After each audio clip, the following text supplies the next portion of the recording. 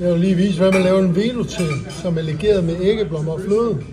Så jeg har 50 gram smør her, 75 gram mel, og her bruger jeg så hønsefong. I kan bruge alle mulige former for farve. Jeg har 1 dl piskefløde og 2 æggeblommer. Jeg smelter smør. Jeg koger hønsefongen op. Jeg har kølet smøret lidt ned, det er vel omkring 50 grader, så tager jeg mit hvedemel lidt over i, og så rører jeg det hele sammen. Jeg gør det bare herovre på bordet, ikke over på komfuret. Så koger fongen, den er klar til at komme over i min smørbolle. Og nu har jeg min smørbolle her med min mel og mit smør i. Og det er nok til, at hvis jeg nu skal have en almindelig konsistens på velouté, så vil jeg hælde alt mit fong over i. Og her er 1 liter. Men for at kan legere med æggeblommer og fløde, så skal min velouté være rigtig, rigtig tyk. Så det jeg starter med, det er kun at putte en halv liter over i en smørbolle, og så koge det op. Jeg starter lige med at putte et par deciliter over i. Og det jeg så gør, det er, at jeg rører det her helt ud, så der ikke er nogen klumper i.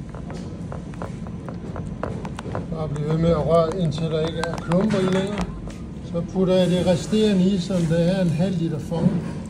Over i det her, nu ser jeg en halv liter fong tilbage.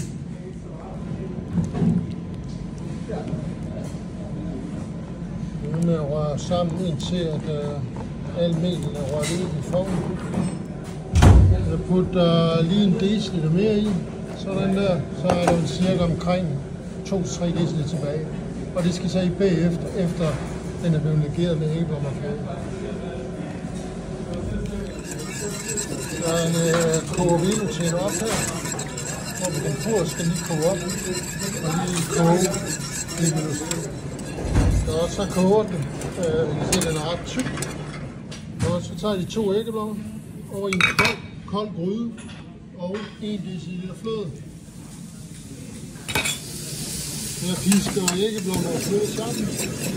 Jeg har stadigvæk ikke varmet op. Det er helt kogt.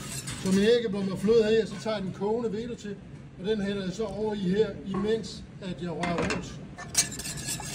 Og det vil sige, at jeg blander alt sammen over i, så alt det her velouté kommer over. Og så er alt fongen over i, og nu skal den bare koge op, og så skal den koge cirka i 10-20 sekunder.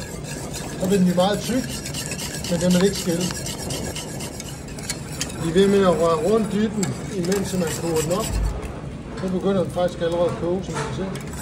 Så nu skal den lige op og koge i 10 sekunder. Sådan der, vi er med at røre i den.